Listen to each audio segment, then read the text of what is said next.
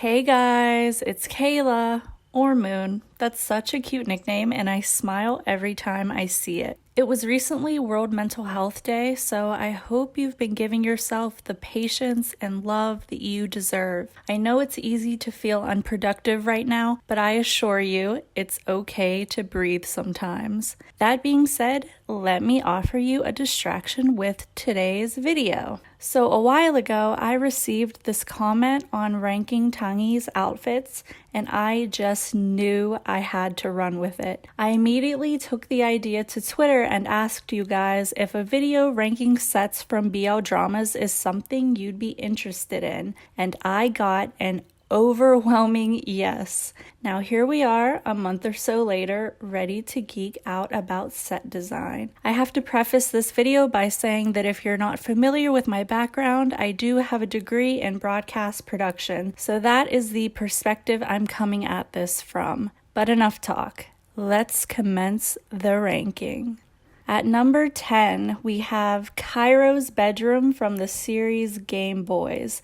What I love most about this set is the fact that it's the actor Elijah's actual bedroom. Can you imagine being a set designer but not being able to physically be on set? Your design choices would be made by pure estimation. But wow, they overcame this obstacle despite the constraints of COVID-19. Some details that I find suitable to the character's personality and lifestyle are the TV monitor, since Cairo is a gamer who streams, the record player, which was gifted to him by his late father, and who can forget the iconic plasma disc? Now, the reason why I've ranked this set in last place is because we only get to see one or two angles of the bedroom. Our view is restricted to a certain background, and for Game Boys it works, but in comparison to other series, it is a bit of a creative drawback.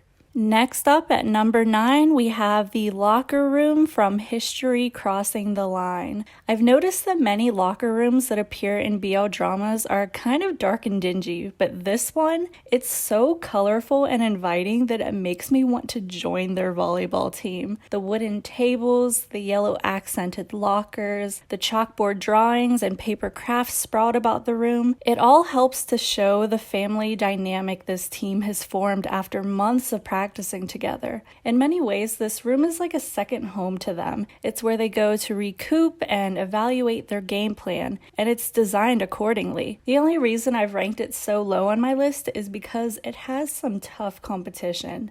Oh, and a fun fact about the History series is that certain set pieces are reused, most notably the kiwi and watermelon-shaped pillows. Coming in at number 8 is the Music Club from Together.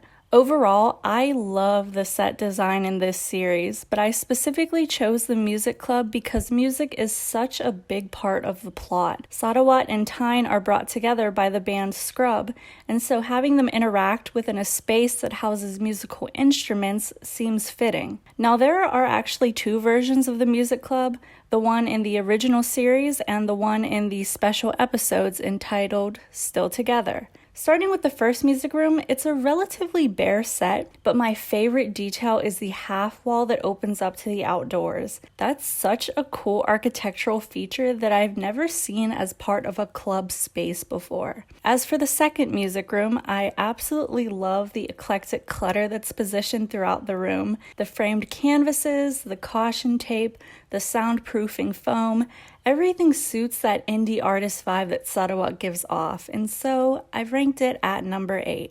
At number 7, we have the Christmas market from Until We Meet Again. Now, I don't celebrate Christmas, but I will admit I love the aesthetic. The hanging lights, the decorated trees, the holly and mistletoe. This set has it all. I can smell the gingerbread and roasted chestnuts through the screen. Besides the holiday decorations, there's one thing I really love about this set. It shows us that tradition is everlasting. It often evolves with future generations, but for Korn and In Touch, their souls will always find their way back to this place that really hasn't changed much. And I think that is so beautiful and ideal for a series that relies a lot on revisiting places from the past and reliving those precious moments. Now, I've ranked this set at number 7 because although it serves as a bright spot in a dark space, we don't see it again after episode 11.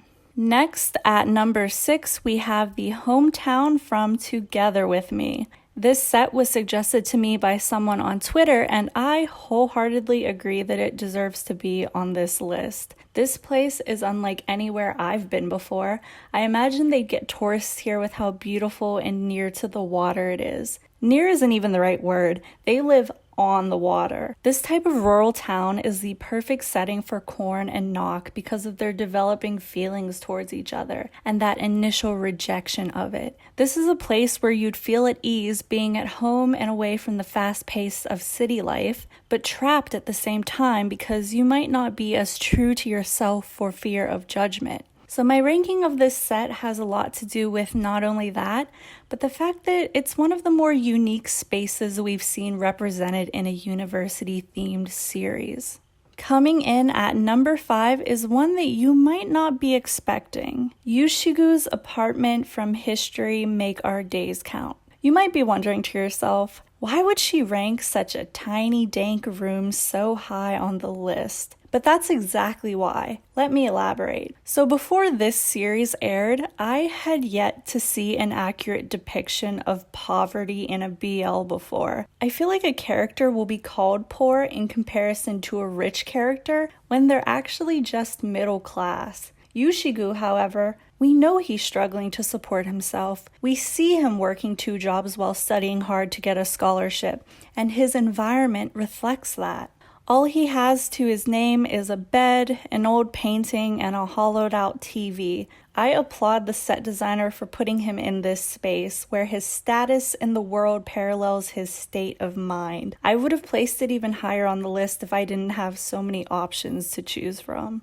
Next up at number 4 are Zon and Zol's bedrooms from Why Are You? Now these characters definitely aren't the only ones in the series with nice bedrooms, but I think they suit their personalities the most, and I personally lean more towards these aesthetics. Sorry, Sypha. Let's start with Zon's bedroom. So he's a little nerdy, and that can be observed through the different action figures and memorabilia he has lying around. The ambiance of his bedroom is very relaxing. He has the dimmed blue and red lights that cast this glowy tint to everything. His bed is also blue with stars, which coincides with the space theme of his Star Wars toys. For a science fiction writer, it's like another planet he can retreat to. As for Zol's bedroom, she's gone with pink and purple as her color scheme. Her style is more simplistic, with the lantern lights, the plushies, and the picture of Mew Golf taped on her wall.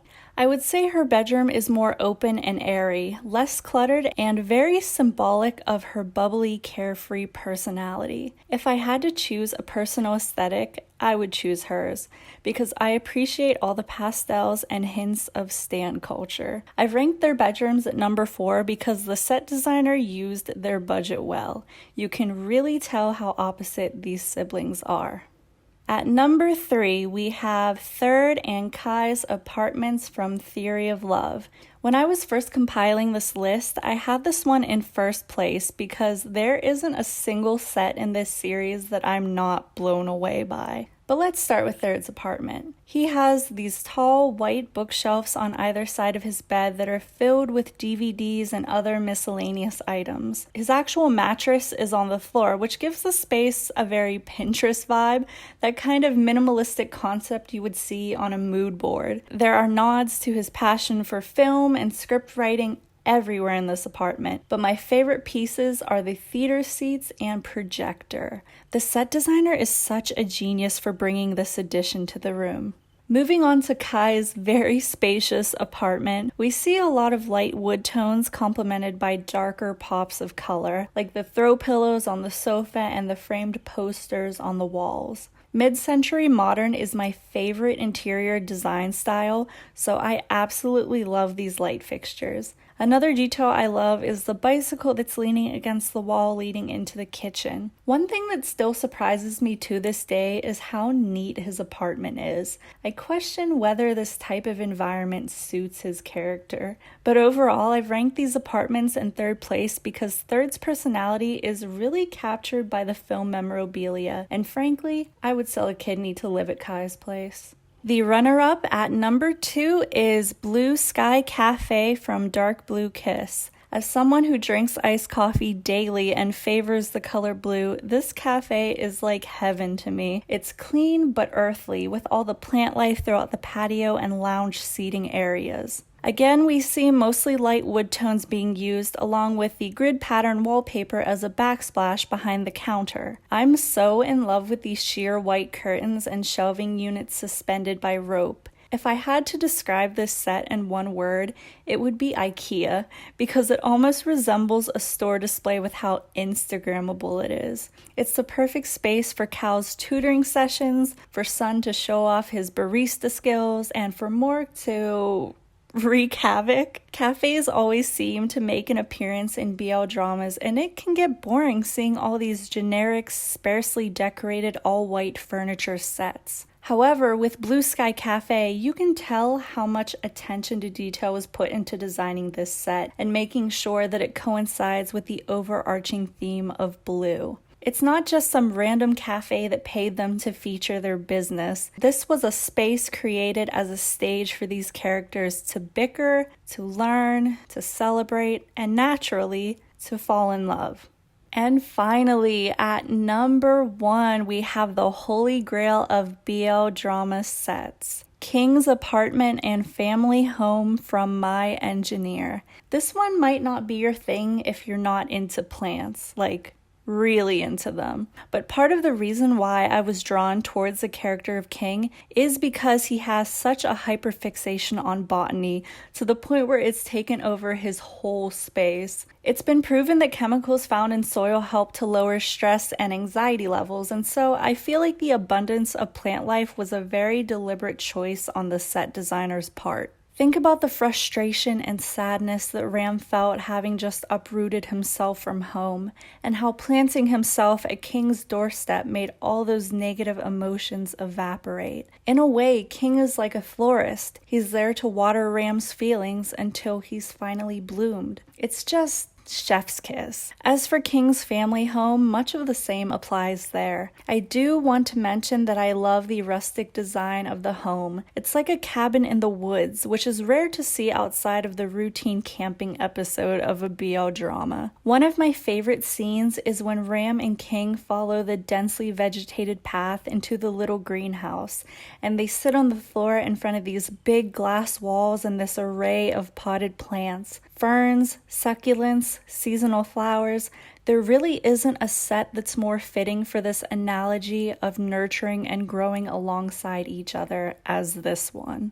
You guys, I spent so long trying to pull every BL drama set I could from my memory, but I probably missed some really great ones. So tell me your favorites down below. Thank you to the moon and back for watching. I'm not entirely sure what video I'm going to be working on next. Maybe I'll tackle the situation between Earth and Motive Village, because I've been getting a lot of DMs about that. I also wanted to let you know that I won't be reacting to any series except Pearl Next Door and Season 2 of Game Boys. I really prefer analyzing dramas in 1 or 2 cohesive videos than just yelling and throwing things at my screen, although that is fun to do sometimes. I know you guys will understand. Make sure to follow me on Twitter if you ever want to know what I'm watching and my real-time thoughts on issues in the BL world. Anyway, I will talk to you guys again once I get the chance. Bye!